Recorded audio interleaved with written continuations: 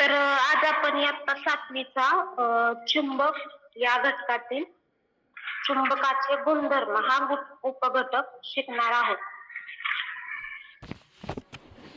तर इथं स्लाइडवर तुम्हाला चुंबक याआधी आपण 6वीत चुंबक म्हणजे काय, चुंबकाचा शोध कसा लागला, चुंबकाबद्दल बरीच माहिती आपण गोळा केली किंवा चुंबकाचे गुणधर्म कसे असतात, त्याच्या दोन टोकांना कोणती नावे असतात, तो जर मुक्तपणे टांगला तर त्या चुंबक कोणत्या दिशेला स्थिर होतो, अशा बऱ्याच गोष्टींची आपण माहिती बघितली. आता चुंबकाचा शोध कसा लागला याबद्दल मागील इयत्तेत आपण एक गोष्ट ऐकली होती. कोण थोडक्यात सांगू शकेल का काय होतं, चुंबकाचा शोध कसा लागला नाही?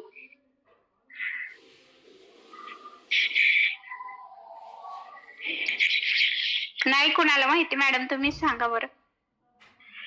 तर चुंबक एक मेंढपाळ होता मॅग्नेसस नावाचा. तो त्याच्या मेंढ्या असं रानामध्ये चरायला घेऊन गेला होता. त्यानंतर तो अचानक एका खडकावरती बसला आणि त्याने त्या खडकाला आपली काठी टेकवली. त्या काठीला त्याने असं लोखंडाचं काहीतरी लावलं होतं, त्यामुळे ती काठी त्या खडकाला चिकटली गेली. तो उठल्यानंतर ती काठी त्याला व्यवस्थितपणे वरती काढताच येत नाही.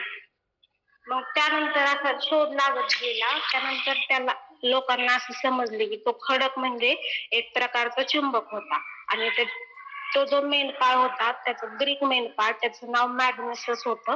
त्यावरून चुंबकाला मॅग्नेट हे नाव पडलं. मग आता इथं तुम्हाला स्क्रीनवर हा चुंबक दिसतोय. या चुंबकाचे बरेच प्रकार असतात. एक पट्टी चुंबक, वर्तुळाकार किंवा असा यू शेपचा. आता हा यू शेपचा असतो. आता या चुंबकाचे काही गुणधर्म असतात. ते गुणधर्म शिकण्यापूर्वी त्यामध्ये चुंबकीय क्षेत्र म्हणजे काय आणि त्याच्या बलरेषा म्हणजे काय, हे दोन नवीन शब्द आलेले आहेत. ते शब्दांचा अर्थ आपण आधी समजून घेऊया, त्यानंतर चुंबकीय क्षेत्राचे गुणधर्म काय असतात ते पाहूया.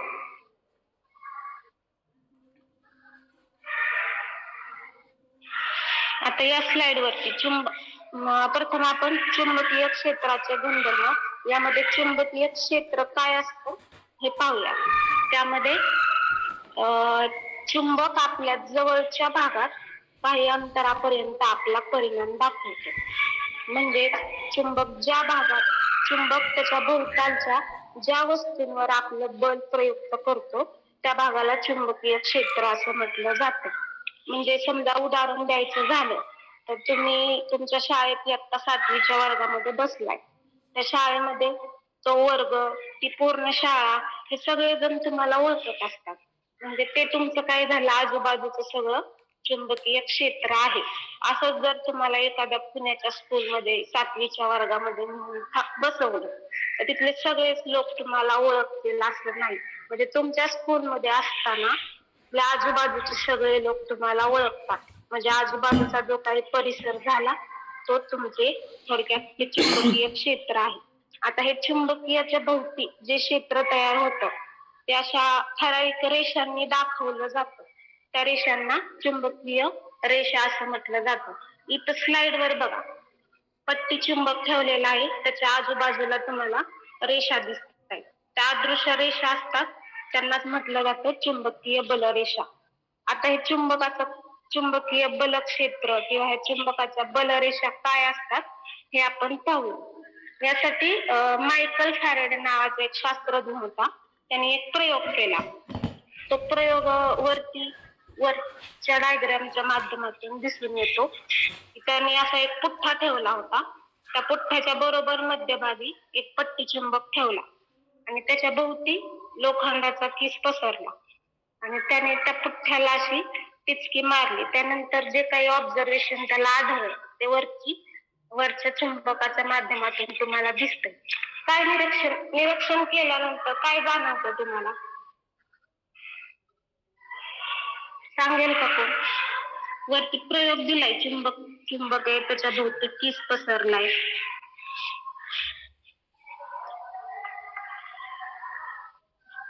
सांगेल का कोणी ऑब्झर्वेशन करून आकृतीचं की काय जाणवतं त्या आकृतीकडे बघून तुम्हाला?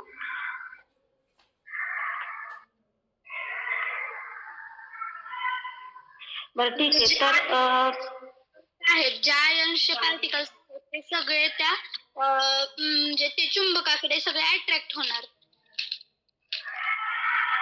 तर बरं ठीक आहे. तर मग हे बघून आकृती काय असं दिसतंय की चुंबकाचे जे पोल असतात म्हणजे ध्रुव, एन म्हणजे एक दक्षिण ध्रुव असतो आणि एक असतो तो दुसरा उत्तर ध्रुव असतो.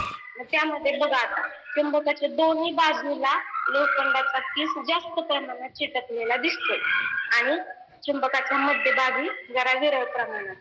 यावरूनच एक गुणधर्म लक्षात येतो चुंबकाचा, की चुंबकाचे जे उत्तर आणि दक्षिण ध्रुव असतो त्या दोन्ही बाजूला चुंबकीय क्षेत्राचा परिणाम सर्वात जास्त असतो. मायकल फॅरेडे या शास्त्रज्ञाने बलरेषा म्हणजे काय याची संकल्पना मांडली. म्हणजेच त्याने त्या चुंबकीय क्षेत्रामध्ये बलरेषांमुळे नक्की काय घडून येतं हे त्याने सांगितलं होतं. आता या चुंबकाच्या माध्यमातून चुंबकाचे त्याने काही गुणधर्म सांगितले. ते गुणधर्म काय आहेत? त्या चुंबकाला एक उत्तर ध्रुव आणि दुसरा दक्षिण ध्रुव असतो. पुढे आता त्या बलरेषांचे म्हणजे चुंबकीय क्षेत्राचे गुणधर्म काय असतात ते त्यांनी स्पष्ट केले. इथे तुम्हाला दोन चुंबक दिसतायत का सर्वांना?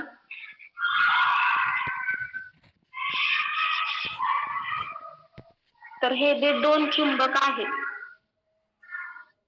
ते एकमेकांच्या समोरासमोर ठेवलेले दिसत आहेत. त्यामध्ये एका चुंबकाचा नॉर्थ पोल आणि एका चुंबकाचा साऊथ पोल हे दोघं एकमेकांकडे आकर्षले जात आहेत असं दिसतंय. चुंबकाचे अजून एक गुणधर्म असा आहे की हे जे दोन चुंबक असतात त्या चुंबकाचे अपोजिट पोल असतात म्हणजे विरुद्ध ध्रुव ते एकमेकांकडे आकर्षित होतात. म्हणजे उत्तर ध्रुव आणि दक्षिण ध्रुव हे एकमेकांकडे आकर्षित होतात. तर विजातीय ध्रुव म्हणजे सेम साऊथ पोल आणि साऊथ पोल एकमेकांकडे कधीही अट्रॅक्ट होत नाही. आता पुढे याच चुंबकीय क्षेत्राचे गुणधर्म दाखवलेले आहेत. त्यामध्ये पहिला गुणधर्म सांगितलेला आहे की चुंबकीय बलरेषा या काल्पनिक असतात. म्हणजे चुंबक जे क्षेत्र असतं या स्लाइड मध्ये ह्या ज्या चुंबकाच्या भोवती रेषा दाखवलेल्या आहेत म्हणजे चुंबकाच्या बलरेषा या अदृश्य असतात. ते लूप तयार केलेले आहे, डायग्राम आपण काढत असतो. त्यानंतर दुसरा पॉइंट आहे रेषा नेहमी उत्तर ध्रुवातून बाहेर पडतात आणि दक्षिण ध्रुवामध्ये प्रवेश करतात. इथं तुम्हाला दिसतंय उत्तर ध्रुव म्हणजे एन तिथून रेषा चालू होतात आणि दक्षिण ध्रुवातून बाहेर पडतात. सॉरी, उत्तर ध्रुवातून बाहेर पडतात आणि दक्षिण ध्रुवात त्या प्रवेश करतात. दुसरा पॉइंट आहे चुंबकाच्या आत मात्र रेषा एस पासून एन हा चुंबक दिसतोय तुम्हाला. तिथे ज्या बलरेषा असतात त्या चुंबकाच्या आतमध्ये एस कडून एन कडे प्रवेश करत असतात. पुढचा पॉइंट याचा होता बलरेषा ह्या एकमेकांना कधीही छेदत नाहीत. इथं डायग्राम दिसते, दोन्ही चुंबकांच्या बलरेषा तुम्हाला दिसतात. त्या बलरेषा एकमेकांना छेदल्या जात नाहीत.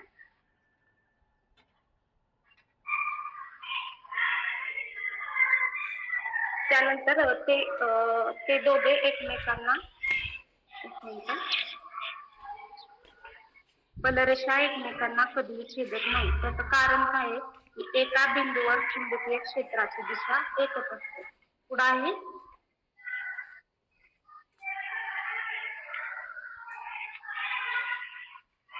पुढचा पॉइंट आहे येथे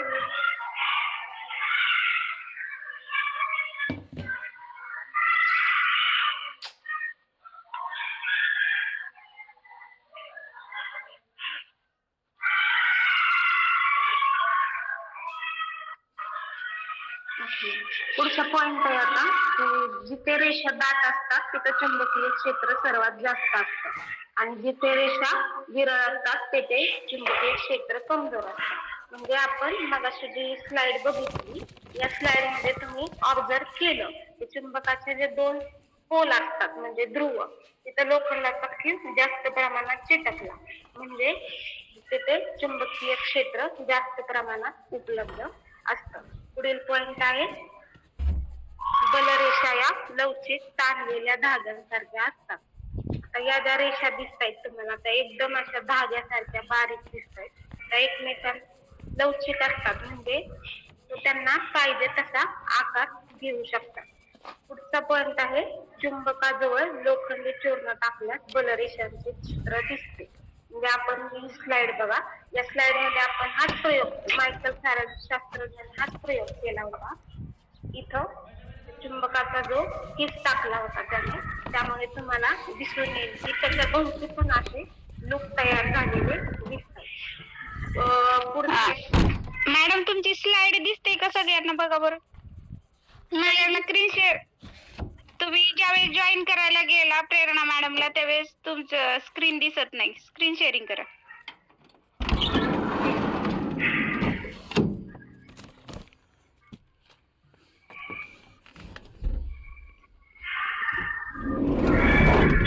आता दिसते का?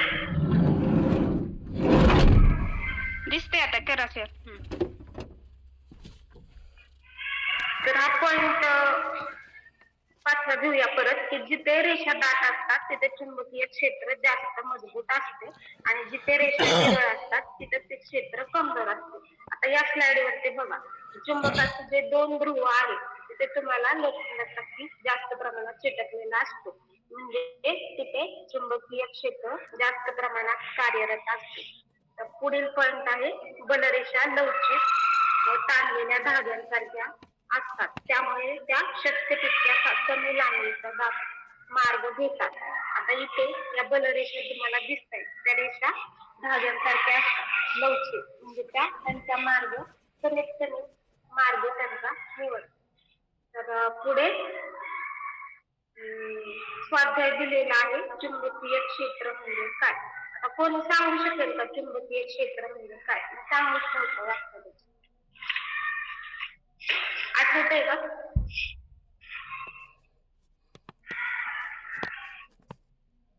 चुंबकीय क्षेत्र म्हणजे काय सांगू शकेल का?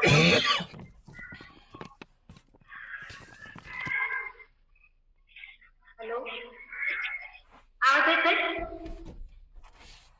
येतोय आवाज. चुंबकीय क्षेत्र म्हणजे चुंबक त्याच्या भोवतालच्या भागामध्ये वस्तूवर जे बल प्रयुक्त करतो जेवढ्या भागावर त्या भागाला चुंबकीय क्षेत्र म्हटलं. दुसरा क्वेश्चन दिलाय गुरुत्वीय बल आणि चुंबकीय बल याच्यात फरक काय आहे? सांगता येईल का?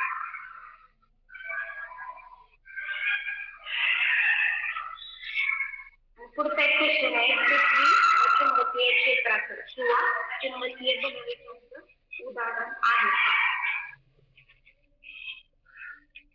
दोन प्रश्नांची उत्तरे उद्या शोधून आहे. तर आज आपण काय काय पाहिलं त्याचा थोडक्यात आढावा घेऊया. आपण चुंबक हा घटक बघितला, त्यामध्ये चुंबकीय क्षेत्राचे गुणधर्म, चुंबकीय क्षेत्राचे गुणधर्म शिकण्यापूर्वी आपण चुंबकीय क्षेत्र म्हणजे काय असतं आणि त्या क्षेत्रामध्ये ज्या रेषा दाखवल्या जातात त्यांना बलरेषा म्हणतात. त्या बलरेषा काय असतात? त्या बलरेषांची पूर्ण माहिती देण्यासाठी मायकल फॅराडेने कोणता एक्सपेरिमेंट केला, कोणता प्रयोग केला ते पण आपण पाहू. धन्यवाद. ओके.